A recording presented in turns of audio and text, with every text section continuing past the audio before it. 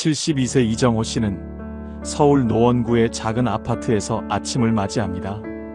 창문 너머로 회색빛 건물들이 가득하고 골목마다 오토바이 소리와 차 경적이 끊이지 않습니다. 그는 퇴직한 지 이제 겨우 5달이 지났습니다. 서울에서 나고 자라 서울에서 직장 생활을 했고 서울에서 아이들을 키웠습니다. 38년이라는 긴 세월을 이 도시와 함께 살아온 사람입니다. 누군가 그에게 서울이 좋으세요? 라고 물으면 그는 늘 이렇게 대답했습니다. 익숙하죠. 이 도시 말고는 모르니까요. 그런데 퇴직 후 처음으로 그 익숙함이 낯설게 느껴지기 시작했습니다. 퇴직 전에는 바빴습니다. 아침 일찍 출근해서 저녁 늦게 돌아오는 삶 속에서 서울이 불편하다는 생각을 할 틈이 없었습니다. 그런데 막상 집에서 하루를 보내다 보니 눈에 들어오는 것들이 달라졌습니다. 집 앞 마트까지 걸어가는 길이 생각보다 번잡하고 병원 하나 가려면 줄을 서서 1시간을 기다려야 하며 수만 번 크게 쉬고 싶어 공원에 나가도 사람들로 북적입니다. 무엇보다 생활비가 만만치 않습니다. 아파트 관리비에 물가 부담까지 더하니 한 달 한 달이 예상보다 빠르게 빠져나갑니다. 자녀들은 이미 독립해 각자의 삶을 살고 있고 이정호 씨 부부에게는 이제 하루하루의 평온함이 가장 중요한 시간이 되었습니다. 그런데 그 평온함이 서울에서는 쉽게 찾아지지 않는다는 느낌, 그 느낌이 슬며시 마음 한켠을 두드리기 시작했습니다. 그러던 어느 가을날이었습니다. 이정호 씨는 동네 주민센터에서 운영하는 인문학 강좌에 우연히 참석했습니다. 제목이 눈에 띄었습니다. AI 시대가 바꾸는 우리의 삶. 젊은 시절이었다면 무심코 지나쳤을 주제였지만 은퇴 후 시간이 많아진 그는 호기심 반 기대 반으로 강의실 문을 열었습니다. 강연자는 50대 중반의 기술 전문가였는데 어려운 말 없이 차분하게 이야기를 풀어나갔습니다. 앞으로 10년에서 20년 사이에 세상은 지금과는 매우 다른 모습이 될 것입니다. 인공지능과 로봇 기술이 빠르게 발전하면서 공장에서 일하던 사람들의 자리를 기계가 대신하고 물건을 배달하는 일도 드론과 자율주행 차량이 맡게 될 것입니다. 병원에서는 AI가 의사를 도와 더 빠르고 정확하게 진단을 내리고 슈퍼마켓 계산대에서도 직원 없이 스스로 결제가 이루어지는 시대가 옵니다. 이것은 먼 미래의 이야기가 아닙니다. 지금 이미 시작되고 있는 이야기입니다. 강의실 안에 있던 사람들이 조용해졌습니다. 이정호 씨도 고개를 살짝 숙이고 생각에 잠겼습니다. 강연자는 말을 이었습니다.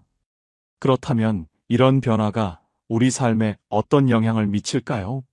특히 은퇴 이후를 살아가고 계신 분들께는 이 변화가 어떻게 다가올까요?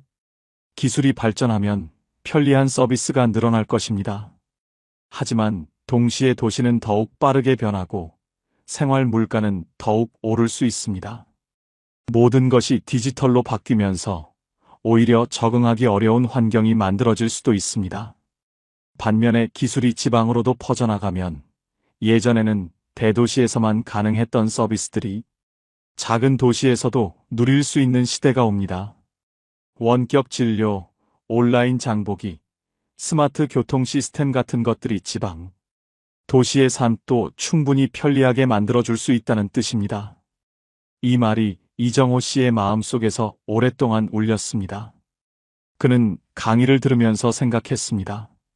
그동안 노후 준비라고 하면 늘 돈 이야기, 건강 이야기뿐이었는데 어디에서 살 것인가라는 질문은 한 번도 진지하게 해본 적이 없었다는 것을. 집으로 돌아오는 길, 이정호 씨는 천천히 걸으면서 스스로에게 물었습니다. 나는 지금 어디에서 살고 싶은가? 그리고 앞으로 10년, 20년 뒤에는 어디에서 살아야 편안할 것인가? 그 질문은 단순한 이사 고민이 아니었습니다. 인생의 후반부를 어떻게 설계할 것인가 하는 깊은 물음이었습니다. 그리고 이 이야기를 지금 이 영상 앞에서 함께 듣고 계신 여러분께도 같은 질문을 드리고 싶습니다. 노후의 가장 중요한 것은 무엇일까요? 돈일까요? 건강일까요? 아니면 자녀 곁에 있는 것일까요? 물론 모두 중요합니다. 하지만 오늘 이 시간에는 조금 다른 이야기를 해보려고 합니다. 노후의 삶의 질을 결정하는 데 있어서 생각보다 훨씬 중요한 요소가 바로 어디에서 사느냐라는 사실에 대해 이야기하고 싶습니다. 우리는 흔히 노후 준비를 이야기할 때 통장 잔고나 연금 수령액을 먼저 떠올립니다. 물론 그것도 중요합니다. 하지만 아무리 노후 자금이 넉넉해도 사는 환경이 나에게 맞지 않으면 삶의 만족감은 쉽게 떨어질 수 있습니다. 반대로 여유가 많지 않아도 생활비 부담이 적고 자연이 가까우며 의료 접근성이 좋은 곳에서 산다면 하루하루가 훨씬 더 풍요롭게 느껴질 수 있습니다. 거주지는 단순히 잠을 자는 곳이 아닙니다. 아침에 눈을 뜨면 가장 먼저 마주하는 환경이고 산책을 나가고 밥을 먹고 이웃과 이야기를 나누는 생활의 무대입니다. 그 무대가 나에게 맞는 곳이어야 노후의 하루하루가 의미 있게 쌓일 수 있습니다. 그렇다면 AI 시대에는 노후의 삶이 어떻게 달라질까요? 앞서 강연자의 이야기처럼 기술은 빠르게 발전하고 있습니다. 그 변화 중에는 노후를 사는 분들에게 분명히 도움이 되는 것들이 있습니다. 예를 들어 원격 진료 서비스가 더 보편화되면 몸이 불편한 날에도 집에서 의사 선생님과 영상 통화로 간단한 진료를 받을 수 있게 됩니다. 지금도 일부 지역에서는 이런 서비스가 시작되고 있습니다. 또한 스마트 돌봄 기기들이 등장하면서 혼자 사는 어르신들도 더 안전하게 생활할 수 있는 환경이 만들어지고 있습니다. 몸에 이상이 생기면 자동으로 가족이나 병원에 알림이 가는 시스템, 집안 곳곳의 상태를 모니터링하는 기기들이 점점 늘어나고 있습니다. 배달 서비스도 더 정교해지고 있어서 먼 마트까지 가지 않아도 신선한 식재료를 집 앞에서 받을 수 있는 시대가 이미 왔습니다. 이런 서비스들이 지방 중소도시에도 점점 확산되고 있다는 점은 매우 중요한 변화입니다. 하지만 기술이 발전해도 변하지 않는 것이 있습니다. 사람이 직접 느끼는 공기의 질 걸어서 닿을 수 있는 공원, 이웃과 나누는 따뜻한 인사, 그리고 내 몸이 편안하게 쉴 수 있는 환경. 이런 것들은 어떤 기술도 완전히 대신해 줄 수 없습니다. 그래서 노후 거주지를 선택할 때는 기술의 편리함을 누리면서도 사람이 살아가는 데 필요한 기본적인 환경이 갖춰진 곳을 선택하는 것이 중요합니다. 그러면 이제 노후 거주지를 선택할 때 어떤 조건들을 살펴봐야 하는지 하나씩 이야기해 드리겠습니다. 첫 번째로 가장 중요한 것은 의료 접근성입니다. 나이가 들수록 병원을 이용하는 일이 자연스럽게 많아집니다. 가벼운 감기야 동네 의원에서 해결되지만 시간이 지나면 심장, 관절, 당뇨, 혈압처럼 꾸준한 관리가 필요한 질환들이 생기기 마련입니다. 그런 경우에는 종합병원이나 전문병원에 접근하기 쉬운 곳에 사는 것이 훨씬 유리합니다. 아름다운 산 아래 조용한 마을이라도 큰 병원까지 차로 1시간 이상 걸린다면 응급 상황이 생겼을 때 걱정이 앞서게 됩니다. 물론 원격 진료가 발전하고 있지만 지금 당장 그 기술에만 의존하기에는 아직 이른 면이 있습니다. 그래서 최소한 종합병원이 가까운 도시 혹은 30분 이내에 접근할 수 있는 지역을 선택하는 것이 현명합니다. 두 번째는 생활비 부담입니다. 노후에는 고정 수입이 줄어드는 만큼 매달 나가는 생활비가 삶의 질을 결정하는 중요한 요소가 됩니다. 서울 같은 대도시는 집값도 비싸고 물가도 높습니다. 임대로 살더라도 월세 부담이 크고 직접 소유한 아파트라 해도 관리비와 각종 생활 비용이 적지 않습니다. 반면에 지방 중소도시나 서울 근교의 경기, 외곽 지역은 같은 생활 수준을 유지하면서도 훨씬 적은 비용으로 살 수 있는 경우가 많습니다. 같은 금액으로 더 넓은 공간에서 살 수도 있고 남은 자금을 여행이나 취미 생활에 활용할 여유가 생깁니다. 노후에 아껴 쓰는 삶과 여유 있는 삶의 차이는 종종 어디에서 사느냐에 따라 결정됩니다. 세 번째는 교통 접근성입니다. 나이가 들면 직접 운전을 하기 어려워지는 시기가 옵니다. 그때를 미리 생각해서 대중교통이 잘 갖춰진 곳을 선택하는 것이 좋습니다. 기차역이 가깝거나 고속버스 터미널이 있어서 서울이나 다른 대도시로 이동하기 쉬운 곳이 장기적으로 훨씬 편리합니다. 자녀들이 방문하기 쉽고 본인이 필요할 때 어디든 나갈 수 있는 연결성이 노후의 활동 반경을 넓혀줍니다. 아무리 살기 좋은 곳이라도 교통이 불편하면 시간이 지나면서 고립감을 느끼게 될 수 있습니다. 네 번째는 생활 인프라입니다. 마트, 약국, 은행, 우체국, 공원 같은 기본적인 생활 시설이 걸어서 혹은 짧은 이동으로 닿을 수 있는 거리에 있어야 합니다. 이런 것들이 가까이 있으면 일상이 훨씬 수월해집니다. 게다가 도서관, 문화센터, 복지관 같은 시설이 잘 갖춰진 도시라면 노후의 배움과 사교 활동을 즐기기에도 좋습니다. 많은 분들이 은퇴 후 갑작스러운 무료함과 외로움을 경험하시는데 이런 문화복지 인프라가 잘 갖춰진 도시에서는 새로운 취미를 찾고 사람들과 어울리기가 훨씬 쉬워집니다. 다섯 번째는 자연 환경입니다. 공기가 맑고 녹지가 많은 환경은 노후의 신체 건강과 정신 건강 모두에 큰 영향을 미칩니다. 매일 아침 가볍게 걸을 수 있는 산책로가 있고 계절마다 바뀌는 자연의 모습을 가까이서 느낄 수 있다면 하루를 시작하는 기분 자체가 달라집니다. 미세먼지가 심한 날이 많은 수도권보다 공기 질이 좋은 중부남부 지방의 도시들이 이런 면에서 강점을 가지고 있습니다. 자연이 주는 위로와 치유의 힘은 어떤 최신 기술도 흉내낼 수 없는 것입니다. 이 5가지 조건을 종합해보면 노후에 가장 살기 좋은 지역의 유형이 자연스럽게 그려집니다. 서울 같은 대도시도 아니고 깊은 산골 오지도 아닌 중간 규모의 도시입니다. 인구 20만에서 50만 사이의 지방 도시들이 이 조건을 가장 잘 충족하는 경우가 많습니다. 이런 도시들은 종합병원이 있고 생활 인프라도 갖춰져 있으면서 집값과 물가는 서울보다 훨씬 낮습니다. 주변으로 조금만 나가면 산과 강이 있고 도심은 걸어 다닐 수 있을 만큼 아담합니다. 그리고 무엇보다 사람들 사이의 정서적 거리가 가깝습니다. 이웃과 눈을 마주치고 인사를 나누는 문화가 남아있는 곳, 그것이 노후에는 생각보다 훨씬 큰 위안이 됩니다. 반대로 노후에 피해야 할 지역도 분명히 있습니다. 먼저 아무리 경치가 아름다워도 의료기관과 생활, 편의시설이 너무 부족한 깊은 시골 지역은 주의가 필요합니다.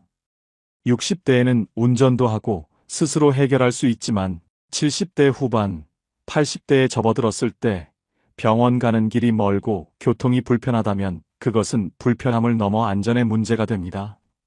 실제로 노후의 자연을 그리워하며 산간 지역으로 이사했다가 몇 년 후 건강이 나빠지면서 다시 도시 근처로 이사를 결정하는 분들이 적지 않습니다. 처음 이사할 때의 결정이 나중에 2번, 3번의 이사로 이어지는 것은 체력적으로도 경제적으로도 부담이 큽니다. 또한 인구가 급격하게 줄어들고 있는 도시도 조심해야 합니다. 지금 당장 살기 불편하지 않아 보여도 10년 후, 20년 후에는 그 도시의 생활 인프라 자체가 줄어들 수 있습니다. 마트가 문을 닫고 버스 노선이 줄어들고 병원이 사라지는 일이 인구 감소 도시에서는 이미 현실로 나타나고 있습니다. 노후에는 한번 정착한 곳에서 오래 살게 되는 만큼 그 도시의 미래 가능성도 함께 살펴봐야 합니다. 젊은 인구가 계속 빠져나가고 있는 곳보다는 나름의 산업 기반이나 관광 자원 혹은 대학 등의 기관이 있어서 어느 정도 인구가 유지되는 도시를 선택하는 것이 현명합니다. 이제 실제로 어떤 도시들이 노후 거주지로 좋은 선택이 될 수 있는지 이야기해 드리겠습니다. 물론 정답은 없습니다. 사람마다 중요하게 생각하는 조건이 다르고 가족 상황도 다르기 때문입니다. 하지만 앞서 말씀드린 5가지 조건, 즉 의료 접근성, 생활비, 교통, 인프라, 자연환경을 기준으로 살펴볼 때 눈에 띄는 지역들이 있습니다. 먼저 강원도 원주입니다. 원주는 강원도에서 가장 큰 도시로 인구 35만 명 규모의 안정된 중형 도시입니다. 서울에서 KTX로 40여 분이면 닿을 수 있어 교통 접근성이 뛰어납니다. 원주 세브란스 기독병원을 비롯한 의료기관이 잘 갖춰져 있고 혁신도시 개발로 생활 인프라도 계속 확충되고 있습니다. 무엇보다 주변으로 치악산 국립공원이 있어 자연 환경이 훌륭합니다. 산책로를 따라 계절을 느끼며 걷고 맑은 공기를 마실 수 있는 환경이 일상 속에 자연스럽게 녹아있는 도시입니다. 서울과의 연결이 좋아서 자녀들이 방문하기도 편하고 본인이 서울에 볼 일이 있을 때도 부담이 없습니다. 충청북도 제천도 많은 분들이 노후 거주지로 관심을 갖는 도시입니다. 제천은 약초의 도시로 알려져 있을 만큼 청정 자연환경을 자랑합니다. 의림지, 청풍호, 월악산 등 사계절 내내 아름다운 자연이 생활권 안에 있습니다. 인구는 약 13만 명으로 아담한 규모지만 충주의 종합병원과도 가깝고 청주까지도 차로 1시간 내외에 닿을 수 있습니다. 물가와 집값이 낮아 생활비 부담이 적고 최근에는 귀촌 귀향 인구가 늘면서 이 도시를 선택한 중장년층 커뮤니티도 형성되고 있습니다. 조용하게 자연 속에서 하지만 완전한 오지는 아닌 곳을 원하는 분들에게 잘 맞는 도시입니다. 전라북도 전주도 빼놓을 수 없습니다. 전주는 음식, 문화, 역사가 조화롭게 어우러진 도시로 살아보면 살수록 매력이 깊어지는 곳입니다. 전북대학교병원을 비롯한 의료 인프라가 탄탄하고 대형마트와 전통시장이 공존하며 한옥마을을 비롯한 문화자원이 풍부합니다. 무엇보다 전주의 음식 문화는 노후의 일상을 풍요롭게 만들어줍니다. 맛 좋은 음식을 저렴하게 즐길 수 있는 도시, 그리고 걸어 다닐 수 있는 생활 환경. 이런 면에서 전주는 노후의 삶의 즐거움을 충분히 느낄 수 있는 도시입니다. 인구 65만 명의 규모로 너무 작지도 너무 크지도 않은 적당한 도시입니다. 경상남도 진주는 안정되고 조용한 중형 도시를 찾는 분들에게 좋은 선택이 될 수 있습니다. 경상국립대학교병원이 있어 의료 접근성이 좋고 남강이 도심을 흐르며 아름다운 자연 경관을 만들어냅니다. 진주 남강 유등축제는 전국적으로 유명하지만 평소 진주의 일상은 차분하고 여유롭습니다. 비교적 낮은 물가와 집가, 그리고 깔끔하게 정비된 도심 환경이 매력입니다. 부산이나 창원 같은 대도시까지도 접근성이 나쁘지 않아 필요할 때 큰 도시의 서비스를 이용하기에도 편리합니다. 충청남도 공주도 조용히 주목받고 있는 도시입니다. 인구 10만 명 남짓의 작은 도시지만 세종시와 가까워 인프라 접근성이 높아지고 있습니다. 백제 역사 유적지로 유명한 공주는 도시 곳곳에 역사의 흔적이 남아있어 문화적 깊이가 있습니다. 조용한 도시를 원하면서도 너무 외딴 곳은 싫은 분들, 대전이나 세종 같은 큰 도시와도 연결되면서 일상은 평화롭게 보내고 싶은 분들에게 잘 맞는 선택입니다. 금강이 도시를 감싸고 흐르고 계룡산이 가까이 있어 자연 환경도 수려합니다. 다시 이정호 씨의 이야기로 돌아가겠습니다. 그는 강연을 들은 이후로 틈날 때마다 지도를 펴놓고 이 도시 저 도시를 찾아봤습니다. 유튜브로 각 지역의 일상 영상을 보기도 했고 인터넷 카페에서 그 도시로 이사한 분들의 경험담을 읽기도 했습니다. 그러다가 그는 직접 가보기로 결심했습니다. 아내와 함께 주말을 이용해 두세 곳의 도시를 방문했습니다. 기차를 타고 도착해서 역 주변을 걸어다니고 시장에 들러 물가도 확인하고 동네 병원 위치도 눈여겨봤습니다. 낯선 도시의 골목을 걸으면서 그는 이상하게 마음이 편안해지는 것을 느꼈습니다. 사람 사는 냄새가 났습니다. 시끄럽지 않았고 복잡하지 않았으며 공기가 달랐습니다. 그중 한 도시의 오래된 공원에 앉아 쉬다가 이정호 씨는 아내에게 이렇게 말했습니다. 여기서 살면 어떨 것 같아? 아내는 잠시 주위를 둘러보더니 조용히 대답했습니다. 나쁘지 않을 것 같은데요. 오히려 서울보다 숨이 좀 쉬어지는 느낌이에요. 그 말이 이정호 씨의 마음속에서 무언가를 정리해 주었습니다. 사실 그는 서울을 떠난다는 것이 두려웠습니다. 평생을 살아온 도시, 익숙한 골목, 오래된 단골 가게들. 그것들과 이별하는 일이 쉽지 않게 느껴졌습니다. 그런데 막상 낯선 도시의 공원 벤치에 앉아 조용히 하늘을 바라보니 그 두려움보다 더 큰 무언가가 느껴졌습니다. 바로 여유였습니다. 그는 서울로 돌아오는 기차 안에서 조용히 결심했습니다. 몇 달간 더 알아보고 준비가 되면 이사를 해보겠다고. 서울 아파트를 팔거나 전세로 내주면 상당한 자금이 생기고 그 자금으로 지방에 넓고 쾌적한 아파트나 작은 주택을 마련할 수 있습니다. 남는 자금은 안정적인 예금이나 연금 보험으로 굴리면 매달 생활비를 보탤 수 있습니다. 서울에서 팍팍하게 살던 것보다 훨씬 여유 있는 노후가 될 수 있다는 계산이 나왔습니다. 무엇보다 그의 마음이 이미 어느 방향을 향하고 있었습니다. 실제로 이사를 결정하고 낯선 도시에서의 첫 몇 달은 쉽지 않았습니다. 아는 사람도 없고 자주 가던 가게도 없습니다. 길을 잘못 들기도 하고 이웃과 어색하게 눈인사를 나누는 날들도 있었습니다. 하지만 석 달이 지나자 달라지기 시작했습니다. 아침마다 산책을 나가는 공원 길에서 같은 시간에 만나는 얼굴들이 생겼습니다. 동네 문화센터에서 수묵화 수업을 듣기 시작했고 거기서 비슷한 나이의 이웃을 몇 명 사귀었습니다. 아내는 시장에서 단골이 되어 채소 장수 할머니와 수다를 떠는 사이가 되었습니다. 무엇보다 매달 나가는 생활비가 서울에 살 때보다 눈에 띄게 줄었고 그 덕분에 반년에 한 번씩 여행도 다닐 여유가 생겼습니다. 어느 날 서울에 사는 오랜 친구가 연락을 해왔습니다. 거기 가서 사니까 어때? 심심하지 않아? 이정호 씨는 웃으면서 대답했습니다. 심심할 틈이 없어. 오히려 서울에 살 때보다 하루가 더 알차게 느껴져. 젊을 때는 어디서 돈을 벌까를 고민했는데 이제는 어디서 편안하게 살까를 고민하는 나이가 된 것 같네. 그리고 그 답을 이제야 찾은 것 같아. 친구는 한참 조용히 있다가 말했습니다. 나도 한번 가서 구경해도 될까?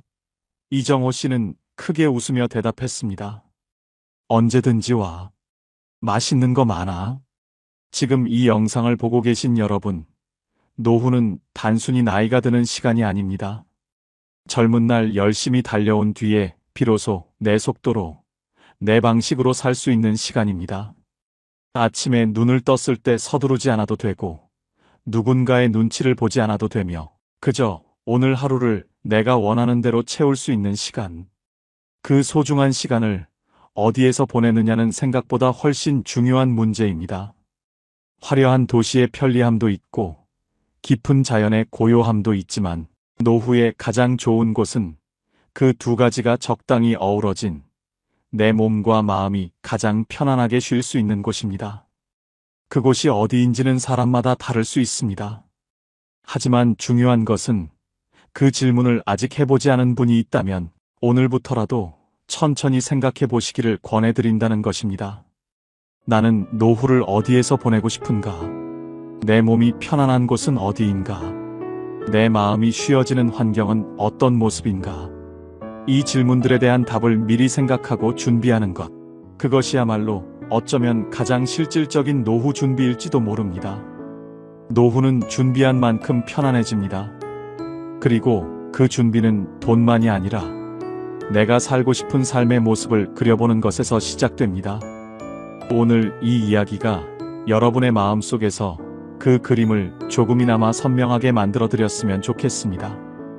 오늘 이 영상을 다 보신 후 댓글로 한 가지만 나눠주세요. 여러분은 노후를 어느 지역에서 보내고 싶으신가요? 지금 사는 곳에서 계속 사실 건지 아니면 새로운 곳으로 떠나고 싶으신 건지 혹은 이미 이사를 경험해 보셨다면 그 이야기도 들려주세요. 이정호 씨처럼 고민 중이신 분들, 이미 결정을 내리신 분들, 아직 생각해 본 적 없는 분들 모두 환영입니다.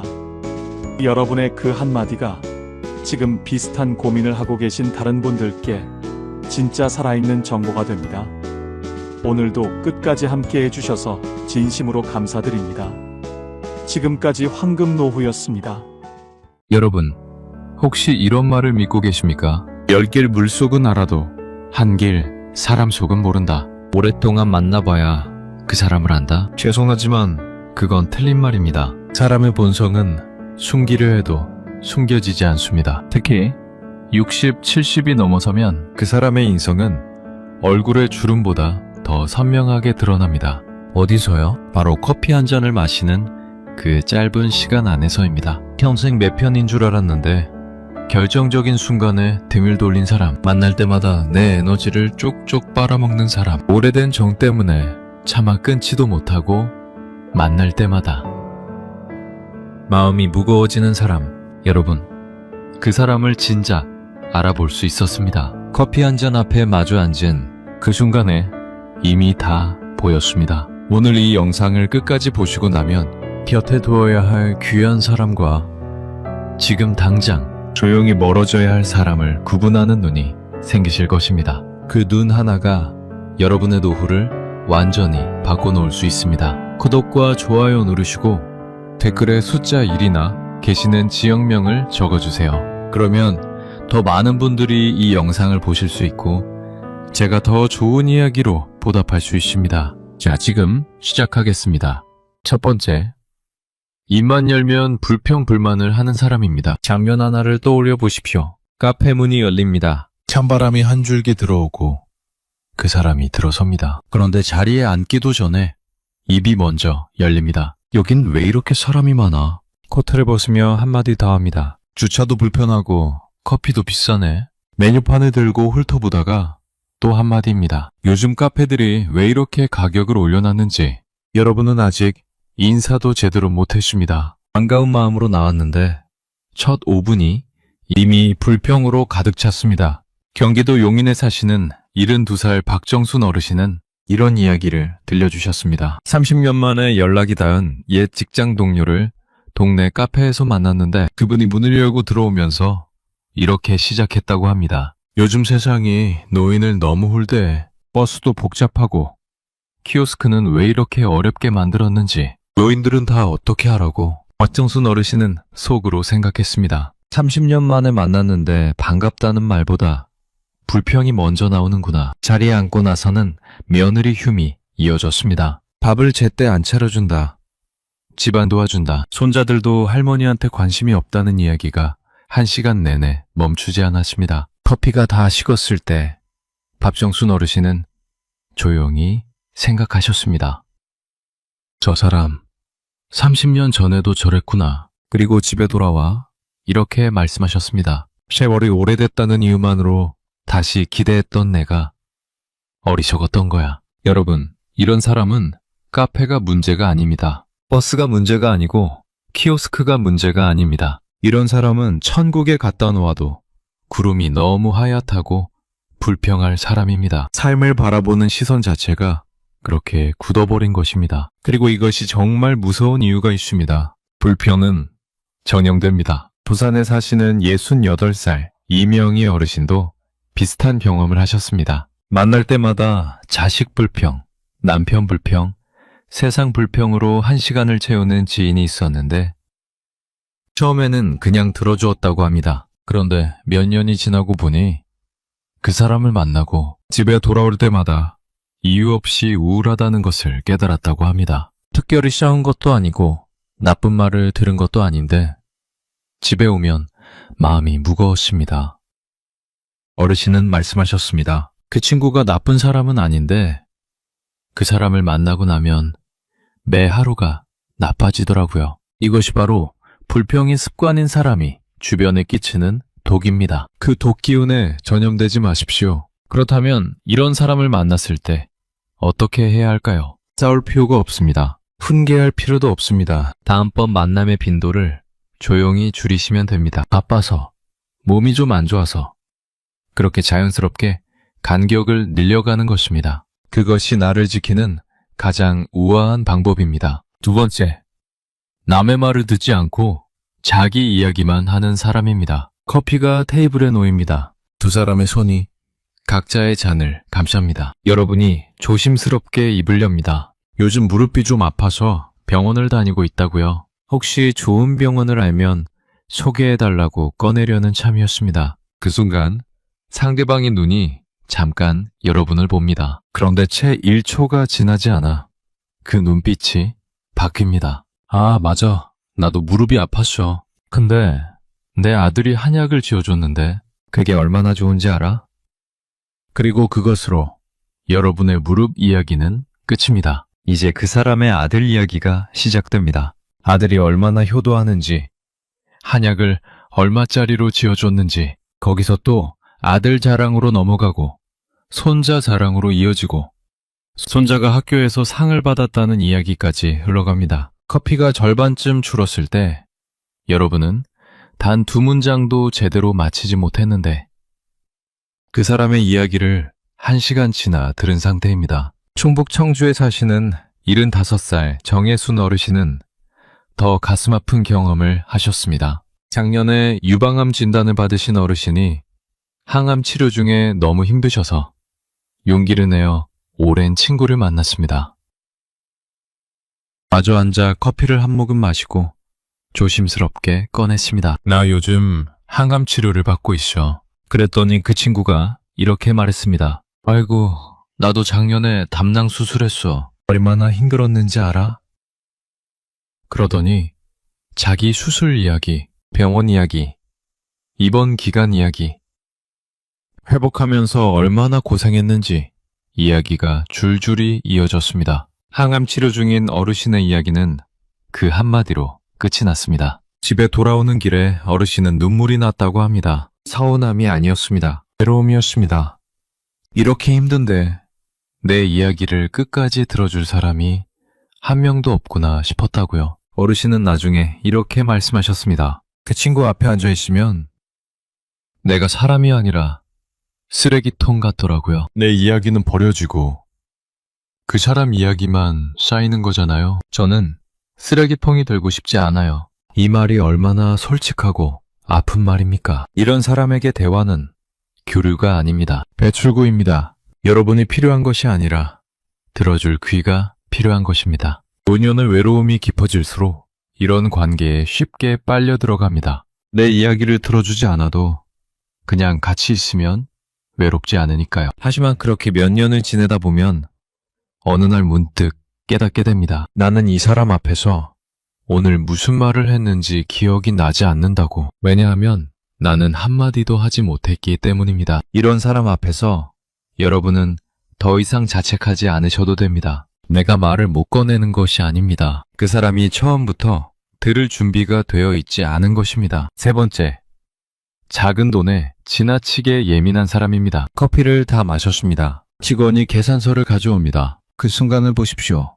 상대방의 표정이 살짝 굳습니다. 눈이 영수증으로 내려갑니다. 손가락에 금액을 짚습니다. 내 거는 5,000원이고 내 거는 6,000원이니까 각자 내자. 혹은 저번에 내가 냈으니까 이번엔 네가 내. 몇백 원을 정확히 나누고 나서야 그 표정이 다시 풀립니다. 대전에 사시는 65살 김봉자 어르신은 오랫동안 친하게 지내던 지인이 마주 앉을 때마다 계산할 때 표정이 묘하게 굳는다는 것을 느꼈다고 합니다. 한 번은 어르신이 먼저 커피값을 냈더니 다음번에 만났을 때 그 지인이 봉투 하나를 내밀었습니다. 지난번 커피값이요 하면서 딱 5,000원이 들어있었습니다. 어르신은 당혹스러우셨다고 합니다. 5,000원이 아까워서가 아니라 그 마음이 낯설고 서늘했다고요. 그런데 그 지인이 명절마다 손자들한테 세뱃돈을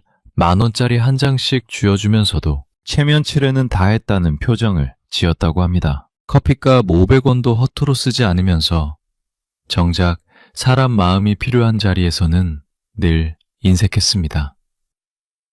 더 속상한 일도 있었습니다. 어르신의 딸이 결혼식을 올렸을 때 그 지인은 형편이 안 된다며 오지 않았습니다. 나중에 알고 보니 같은 날 다른 친구의 돌잔치에는 갔더군요. 그리고 본인 경조사 때는 어김없이 연락이 왔습니다. 커피값을 따지던 그 눈이 사람에게 쓸 마음도 어디에 얼마를 쓸지 정확히 계산하고 있었던 것입니다. 탈무드가 말한 것처럼 돈 앞에서 사람의 본성이 드러납니다. 커피값이 작다고 그 원리가 달라지지는 않습니다. 인간관계를 정서가 아니라 거래로 보는 사람은 결국 모든 것을 손익으로 계산합니다. 내가 이 사람에게 이득이 되지 않는다고 느끼는 순간 그 관계는 차갑게 식어버립니다. 이런 사람에게는 굳이 섭섭하다고 말하지 않으셔도 됩니다. 그 사람은 이미 알고 있습니다.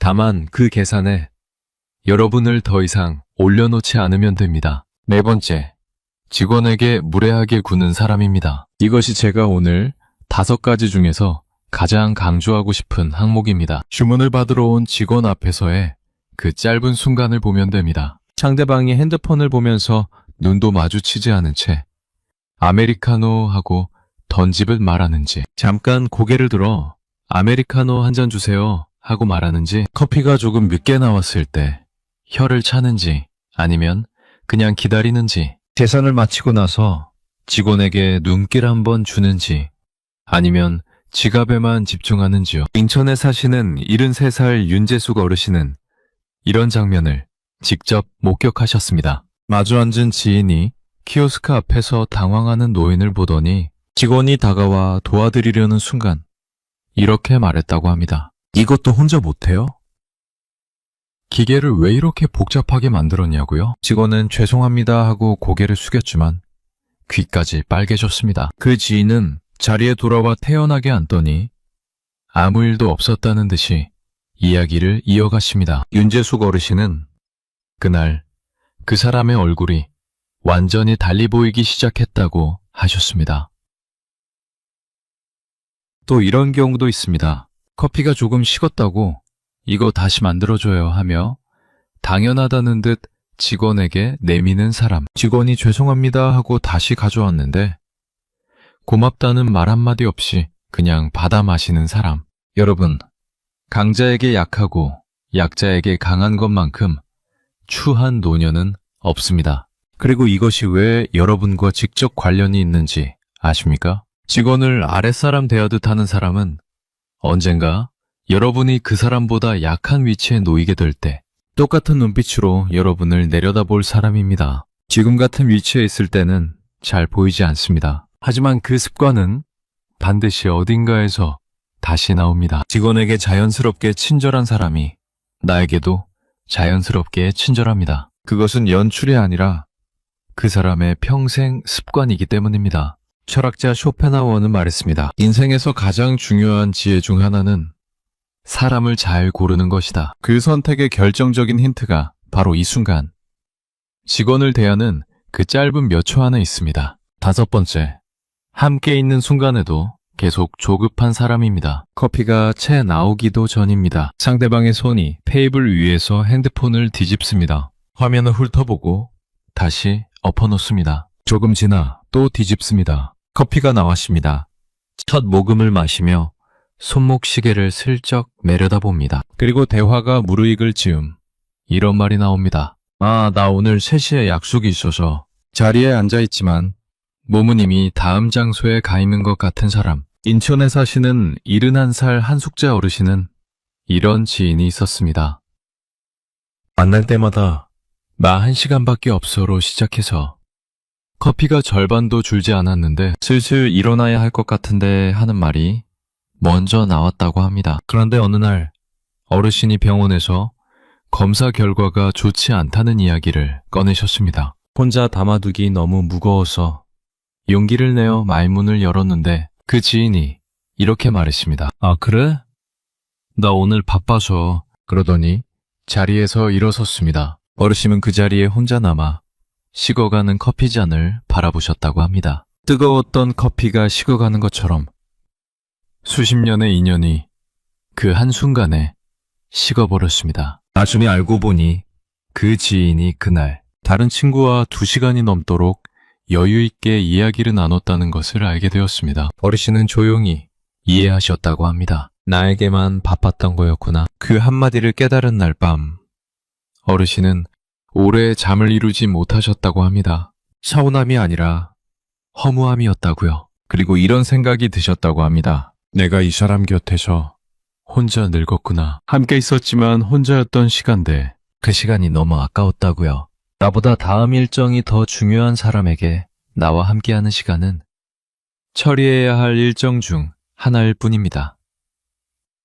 노년의 시간은 가장 귀한 선물입니다. 그 선물을 아까워하는 사람 곁에 계속 앉아 있을 이유는 없습니다. 그렇다면 이런 사람들을 만났을 때 우리는 어떻게 해야 할까요? 많은 분이 오래된 정 때문에 참습니다. 예전에 잘해줬던 기억이 있어서 참습니다. 이 나이에 사람을 끊는 것이 너무 매정한 것 같아서 참습니다. 하지만 명심하십시오. 노년의 시간은 금보다 귀합니다. 커피 한 잔을 마치고 기분이 상했다면 계산하고 나오면서 조용히 다짐하십시오. 오늘이 이 사람과 마시는 마지막 커피다. 싸울 필요가 없습니다. 훈계할 필요도 없습니다. 그저 조용히 우아하게 멀어지는 것. 연락의 빈도를 줄이고 만남의 간격을 늘리고 그렇게 자연스럽게 거리를 두는 것입니다. 상대방이 왜 연락이 줄었냐고 물으면 이렇게 말씀하십시오. 요즘 몸이 좀 안 좋아서요. 그것으로 충분합니다. 굳이 설명하지 않아도 됩니다. 굳이 싸우지 않아도 됩니다. 그저 조용히 멀어지는 것. 그것이 나를 지키는 최고의 복수이자 최고의 지혜입니다. 이제 반대로 말씀드릴 차례입니다. 그렇다면 곁에 두어야 할 사람은 그 짧은 만남 안에서 어떻게 보일까요? 서울 마포에 사시는 69살 오영숙 어르신의 이야기를 들어보십시오. 같은 아파트에 사는 이웃인데 마주 앉으면 메뉴를 고를 때 먼저 이렇게 말한다고 합니다. 저 단 거 못 드신다고 했죠? 여기 덜 단 게 뭐가 있나? 어르신이 무릎 이야기를 꺼내면 자기 이야기로 빨리 넘어가지 않고 많이 아프세요? 어느 쪽이에요? 하며 질문을 이어갑니다. 커피가 나오면 직원에게 감사합니다 한마디를 자연스럽게 건넵니다. 계산할 때 억지로 내는 티 없이 슬며시 지갑을 꺼냅니다. 헤어질 때 오늘 좋았어. 밤에 또 보자는 그 눈빛이 진심입니다. 집에 돌아오는 길에 오영숙 어르신의 발걸음이 가볍습니다. 특별한 이야기를 나눈 것도 아니고 특별한 선물을 받은 것도 아닌데 그냥 마음이 환합니다. 어르신은 말씀하셨습니다. 그 친구랑 있으면 내가 사람 대접을 받는 느낌이 들어요. 나이 들면 그게 얼마나 귀한지 몰라요. 맞습니다. 나이가 들수록 누군가에게 진심으로 사람 대접을 받는 경험이 줄어듭니다. 자식에게도 세상에게도 때로는 오래된 친구에게도 그 대접이 흐릿해지는 것을 느낍니다. 그러니 나를 사람으로 대해주는 사람이 얼마나 소중합니까? 또 이런 분도 있습니다. 전북 전주에 사시는 70살 강명자 어르신은 오래된 친구가 한 명 있는데 그 친구는 만날 때마다 헤어지기 전에 꼭 이렇게 묻는다고 합니다. 다음에 또 볼 수 있지? 마치 이 만남이 마지막일 수도 있다는 것을 아는 사람처럼 매번 그 말을 한다고요. 강명자 어르신은 말씀하셨습니다. 그 한마디가 참 좋아요. 나를 소중히 여긴다는 느낌이 들거든요. 좋은 사람은 이런 사람입니다. 함께하는 시간이 끝날 때 아쉬워하는 사람, 다음을 기억하는 사람, 내가 건강한지, 밥은 잘 먹는지, 마음은 어떤지를 진심으로 궁금해하는 사람입니다. 그런 사람 하나가 노년의 하루를 얼마나 다르게 만드는지 모릅니다. 1년에 한 번을 만나도 마음이 따뜻해지는 사람이 있고 매주 만나도 만날 때마다 지치는 사람이 있습니다. 여러분의 남은 시간은 반드시 전자를 위해 써야 합니다. 젊을 때는 사람을 많이 만나도 괜찮습니다. 실수도 하고 상처도 받고 그러면서 사람을 알아가는 것이 인생이었습니다. 하지만 나이가 들수록 사정이 달라집니다. 몸의 에너지가 한정되어 있고 감정을 회복하는 속도도 느려집니다. 젊을 때는 상처를 받아도 다음날 털고 일어날 수 있었습니다. 그런데 60이 넘고 나면 어떤 상처는 몇 달이 지나도 가슴 한편에 남아 있습니다. 이 나이에 인연 하나가 한 주의 기분을 좌우하고 때로는 한 달의 평화를 흔들어 놓습니다. 노년의 인간관계는 숫자가 아닙니다. 만나고 난 뒤 마음의 온도로 결정됩니다. 만나고 돌아왔을 때 마음이 따뜻해지고 가벼워지는 사람이 좋은 사람입니다. 만나고 돌아왔을 때 마음이 무겁고 지치는 사람은 그가 아무리 오랜 인연이라도 이제는 거리를 두셔도 됩니다. 그것은 차가운 것이 아닙니다. 남은 인생을 아끼는 것입니다. 인연은 오래됐다고 소중한 것이 아닙니다.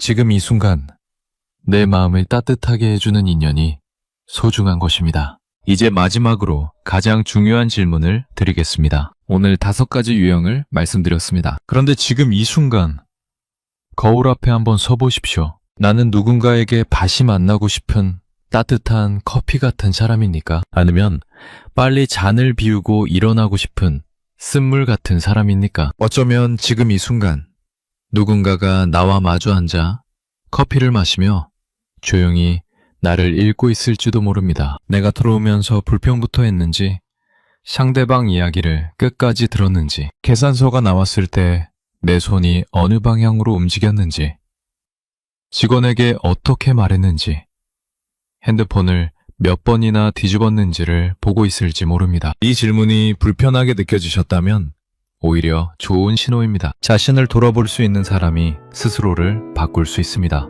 60이 넘어서도 자신을 돌아보는 사람은 반드시 주변을 따뜻하게 만드는 방향으로 살아갑니다.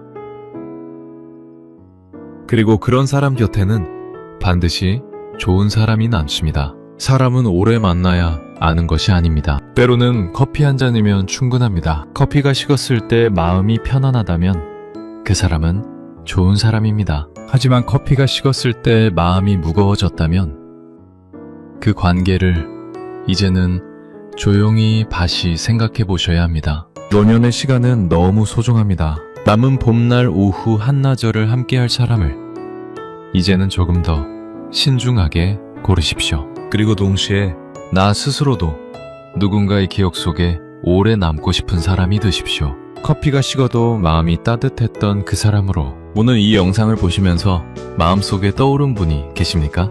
혹은 고개가 절로 끄덕여진 장면이 있으셨습니까? 여러분이 겪으신 이야기를 댓글에 남겨주십시오. 여러분의 경험이 누군가에게는 인생의 이점표가 됩니다. 오늘도 끝까지 함께 해주셔서 진심으로 감사드립니다. 지금까지 황금노후였습니다. 여러분, 지금부터 제가 드릴 이야기는 조금 불편할 수도 있어요.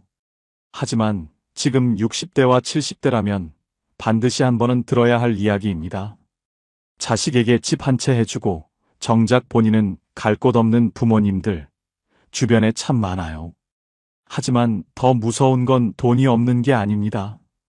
우리가 알고 있던 노후는 이미 끝났습니다. 예전에는 60세가 되면 인생이 거의 마무리되는 시대였지만 지금은 달라요. 통계청에 따르면 한국인의 평균 기대 수명은 83세입니다. 지금 65세라면 앞으로 최소 20년 이상을 더 살아야 해요. 그런데도 많은 분들이 여전히 30년 전 방식으로 노후를 살고 있습니다. 오늘 이 영상에서는 지금 60대와 70대가 반드시 바꿔야 할 단 3가지 행동을 말씀드리겠습니다. 이 3가지만 바꾸면 여러분의 노후는 생각보다 훨씬 자유롭고 당당해질 수 있어요. 자, 시작하겠습니다. 첫 번째 행동입니다. 자식 중심의 삶에서 벗어나기예요.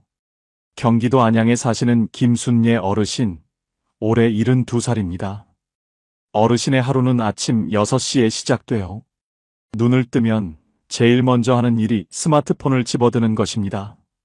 큰아들한테서 연락이 왔는지, 작은아들이 카카오톡을 보냈는지 확인해요. 대부분의 날은 아무것도 없습니다. 어르신은 스마트폰을 내려놓고 천장을 바라봐요. 그렇게 하루가 시작됩니다. 큰아들은 서울에서 직장 다니고 아이 둘 키우느라 바쁘고, 작은아들은 부산에서 자기 가게 운영하느라 주말도 없어요. 명절에 오면 그 며칠이 1년 중 가장 행복합니다. 밥 먹고 웃고 손자들이 뛰어다니는 소리가 집 안을 채울 때 순례 어르신은 이런 생각을 해요. 이 맛에 사는구나. 그런데 아들들이 차를 타고 떠나고 대문이 닫히고 나면 집안이 갑자기 너무 조용해집니다. 그 조용함이 무서워요. 설거지를 하면서 눈물이 납니다. 왜 우는지도 몰라요. 그냥 눈물이 납니다. 순례 어르신은 이 외로움이 자식들 탓이라고 생각하지 않아요. 어르신은 이렇게 말씀하십니다. 애들이 나쁜 게 아니에요. 그냥 바쁜 거지. 나도 젊을 때 시어머니한테 자주 못 갔잖아요. 근데 그게 알면서도 왜 이렇게 서운하냐고. 그 말 안에 이 세대 모든 부모님의 마음이 담겨 있습니다. 알면서도 서운하다는 것, 이해하면서도 외롭다는 것. 그 감정이 잘못된 게 아니에요. 다만 그 감정의 원인을 정확하게 봐야 합니다. 순례 어르신이 외로운 이유는 자식이 연락을 안 해서가 아니에요. 자식 이외에 어르신의 삶을 채워줄 것이 아무것도 없기 때문입니다. 50년을 남편과 자식을 위해 살았어요. 내가 뭘 좋아하는지, 뭘 하면 즐거운지, 어디에 가면 기분이 좋아지는지를 생각해 본 적이 없었습니다. 그렇게 살다 보니 자식이 떠난 자리에 남은 것이 아무것도 없었던 거예요. 여기서 냉정하게 한 말씀 드리겠습니다. 자식은 여러분의 노후 보험이 아니에요. 여러분이 자식만 바라보고 있으면 자식에게 그것은 효도받는 부모가 아니라 짐이 되는 부모로 느껴질 수 있습니다. 이 말이 섭섭하게 들리실 수도 있어요. 하지만 이것이 현실입니다. 자식을 사랑하는 것과 자식에게 행복을 의존하는 것은 전혀 다른 이야기예요. 독일의 철학자 쇼펜하우어는 말했습니다. 행복한 노년의 비결은 타인에게 의존하지 않는 것이다. 자식은 내 인생의 목표가 아니라 동행자예요. 동행자는 함께 걸으면 기쁘고 각자의 길을 가더라도 내 걸음은 멈추지 않아야 합니다. 부모가 스스로의 삶을 살 때 자식도 비로소 죄책감 없이 자기 인생을 살 수 있어요. 그것이 자식에 대한 진짜 사랑이기도 합니다. 그렇다면 순례 어르신은 어떻게 됐을까요? 어르신이 아는 이웃분이 동네 문화센터에서 수채화를 배운다는 말을 듣고 반신반의하며 따라 나선 것이 지난해 봄이었습니다. 처음 붓을 잡던 날 어르신은 손이 떨렸다고 해요. 내가 이 나이에 그림을 배워서 뭐 하나 싶었다고 합니다. 그런데 선생님이 어르신 잘하시는데요 라고 말해줬을 때 그 짧은 말 한마디에 눈물이 핑 돌았다고 해요. 평생 잘한다는 말을 자식 성적표에서만 봤지 내가 뭔가를 잘한다는 말은 처음 들어본 것 같았다고요. 그 문장을 들으셨습니까? 평생 잘한다는 말을 자식 성적표에서만 봤다는 말. 이 한 문장 안에 우리 세대 어머니들의 인생 전체가 들어 있습니다. 칭찬받을 자격이 없어서가 아니라 칭찬받을 자리가 없었던 거예요. 지금 순례 어르신은 매주 화요일과 목요일에 수채화를 배우러 갑니다. 그날 아침에는 스마트폰을 먼저 들여다보지 않아요. 어떤 꽃을 그릴지 생각하느라 바쁩니다. 아들한테서 연락이 오면 물론 반갑죠. 하지만 연락이 없어도 이제는 천장을 바라보며 멍하니 있지 않습니다. 어르신의 하루가 달라졌어요. 그런데 이런 변화는 순례 어르신만의 이야기가 아닙니다. 충남 천안에 사시는 박재원 씨, 올해 72살입니다. 35년 가까이 건설 현장에서 일하고 퇴직하셨어요. 퇴직 첫 해는 그냥 쉬었습니다. 당연히 쉬어야 한다고 생각했어요. 그런데 1년이 지나자 몸보다 마음이 더 지쳐 있었습니다. 이상하다고 느꼈어요. 쉬고 있는데 왜 더 피곤하지? 왜 아무것도 하기 싫지? 그러다 동네 복지관에서 목공 강의가 있다는 걸 알게 됐습니다. 처음에는 망설였어요. 이 나이에 뭘 새로 배우냐 싶었습니다. 하지만 딱 한 번만 가보자는 마음으로 나갔어요. 첫날 나무를 다듬고 못을 박았을 때 뭔가 살아있다는 느낌이 들었다고 합니다. 현장에서 일할 때와는 다른 감각이었어요. 내가 원해서 하는 일이었으니까요.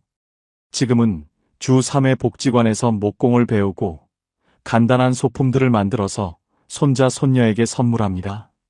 아이들이 좋아할 때 그 순간이 이분에게는 가장 큰 기쁨이라고 해요. 자식을 기다리던 사람이 손자를 위해 뭔가를 만드는 사람이 됐습니다. 방향이 바뀐 거예요. 기다리는 삶에서 만드는 삶으로. 자식 기다리는 시간을 나의 시간으로 바꾸는 것. 그것이 노후를 바꾸는 첫 번째 행동입니다. 두 번째 행동입니다. 체면 소비에서 경험 소비로 바꾸기예요. 충북 청주에 사시는 박정옥 어르신, 올해 74살입니다. 어르신은 2달에 한 번 고등학교 동창 모임에 나가요. 그 모임 자체는 좋습니다. 50년 넘게 알아온 얼굴들을 보는 것은 반가운 일이에요. 문제는 그 모임을 앞두고 어르신 안에서 일어나는 일입니다. 모임 일주일 전부터 뭘 입을지 고민이 시작돼요.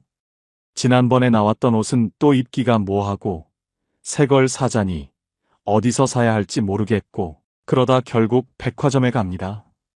어르신이 지난 봄에 산 베이지색 재킷은 40만 원이었어요. 카드를 긁으면서 손이 살짝 떨렸습니다. 연금으로 생활하는 처지에 40만 원은 작은 돈이 아니에요.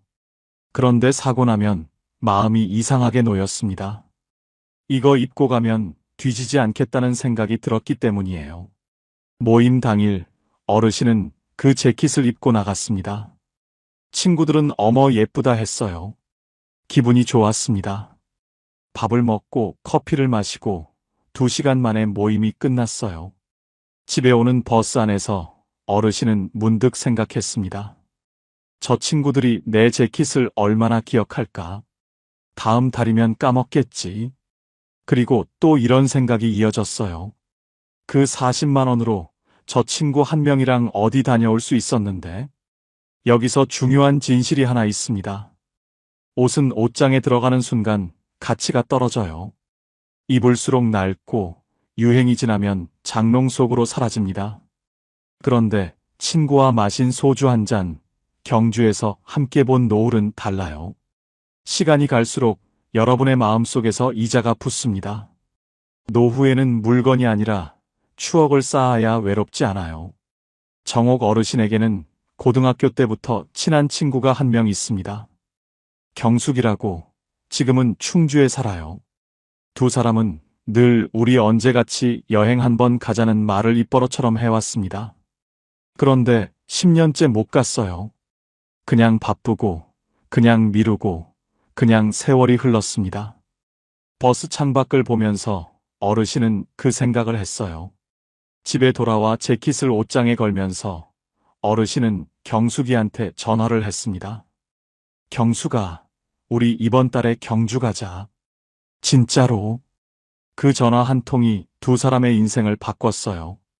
어르신들은 그 다음 달에 경주로 2박 3일 여행을 다녀왔습니다. 불국사 앞에서 사진을 찍고 황리단 길을 걷고 밤에 숙소에서 막걸리 한잔하면서 고등학교 때 이야기를 했어요. 어르신은 그 여행에 대해 이렇게 말씀하셨습니다. 재킷은 2번 입으면 질리는데 그 여행은 지금도 생각하면 웃음이 나요. 경숙이 얼굴이 눈에 선해요. 물건은 낡지만 경험은 늙지 않습니다. 체면 소비 대신 경험 소비를 선택하는 것. 그것이 노후를 바꾸는 두 번째 행동이에요.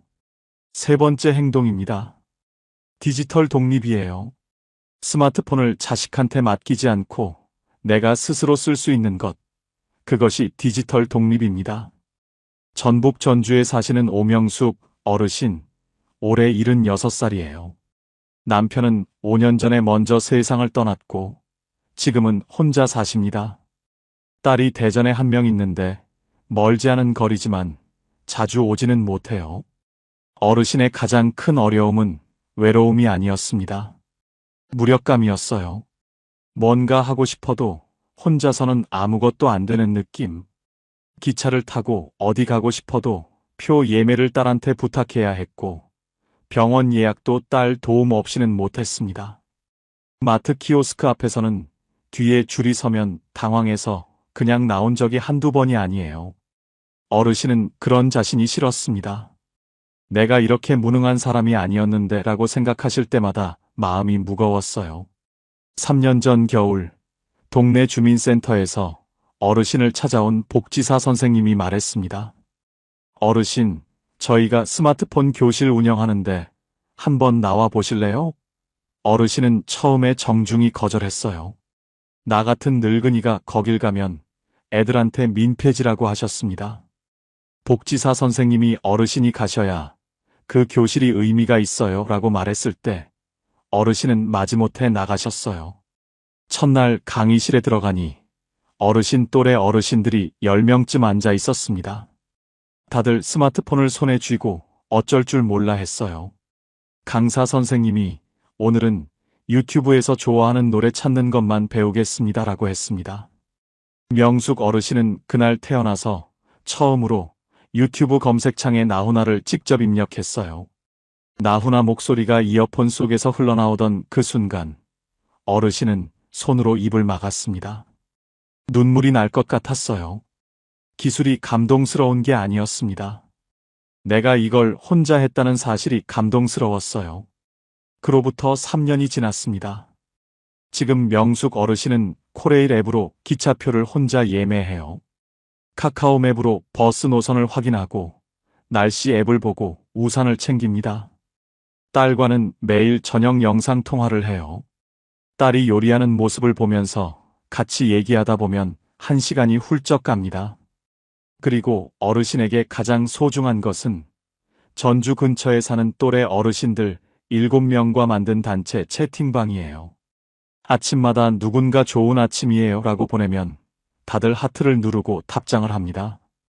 별것 아닌 것 같지만 그 아침 인사가 어르신에게는 세상과 연결되어 있다는 확인이에요. 어르신은 이렇게 말씀하셨습니다. 스마트폰 배우고 나서 딸한테 덜 미안해졌어요. 전에는 뭔가 필요할 때마다 애한테 전화해야 해서 늘 죄스러웠거든요. 근데 이제는 내가 다 해요. 그게 제일 좋아요. 디지털 독립은 기술을 배우는 것이 아닙니다. 자식에게 덜 미안해지는 것이에요. 그리고 그것이 진짜 자유입니다. 그런데 이 디지털 독립이 또 다른 자유로 이어지는 경우가 있습니다.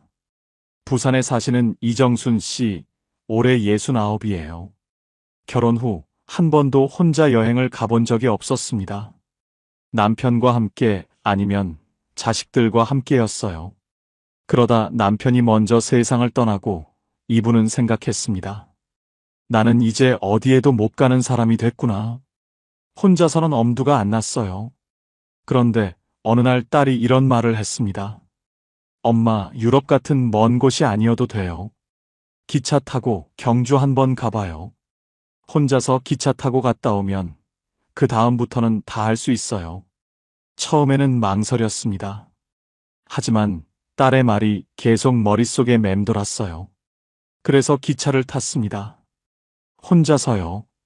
경주에 도착해서 혼자 숙소를 찾고 혼자 밥을 먹고 혼자 불국사를 걸었어요. 저녁에 혼자 막걸리 한 잔을 마시면서 이런 생각이 들었다고 합니다. 나 아직 이런 거 할 수 있구나.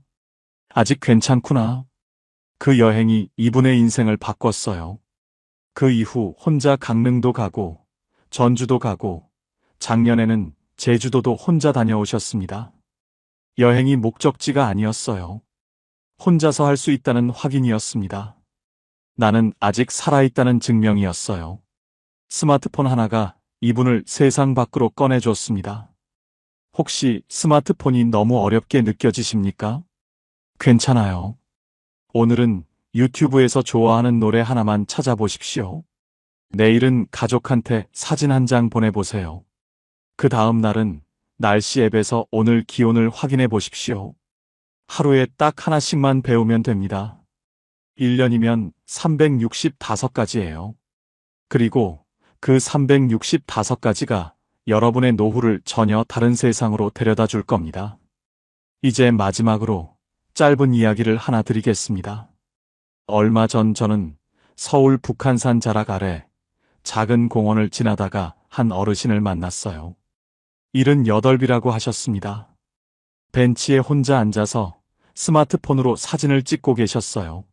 막 피어나기 시작한 벚꽃을 찍고 지나가는 강아지를 찍고 멀리 보이는 산줄기를 찍으셨습니다.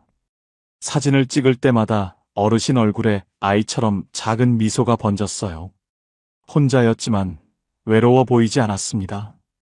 오히려 그 어느 때보다 자기 자신과 함께 있는 사람처럼 보였어요. 제가 조심스럽게 여쭤봤습니다.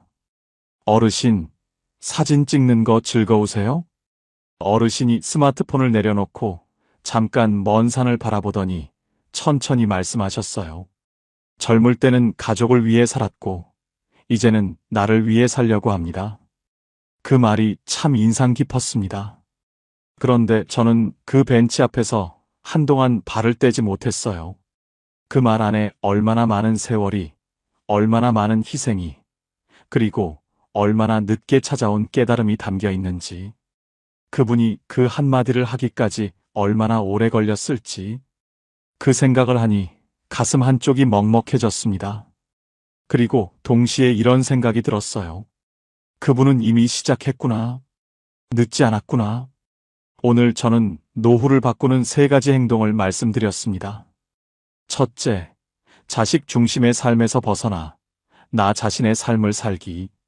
둘째, 체면을 위한 소비를 멈추고 경험에 투자하기. 셋째, 스마트폰을 배우고 디지털 세상과 연결되기. 이 3가지는 결코 대단한 것이 아니에요. 내일 아침 자식 연락을 기다리는 대신 오래전에 좋아했던 것 하나를 다시 꺼내 보십시오. 다음 모임 전에 새 옷을 사는 대신 오래된 친구 한 명한테 전화를 걸어보세요.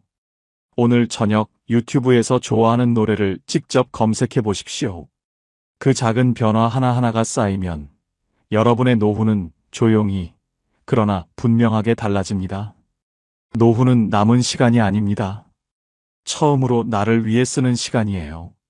지금까지 자식을 위해, 가족을 위해, 남의 눈을 위해 온 힘을 다해 살아오셨습니다. 우리는 늙어가는 세대가 아니에요. 선택하는 세대입니다. 늙어가는 것은 시간이 하는 일이지만 어떻게 늙어가느냐는 내가 선택하는 것이에요.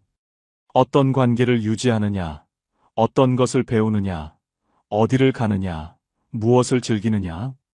이 모든 것이 선택입니다. 그 선택의 합이 노후를 만들어요.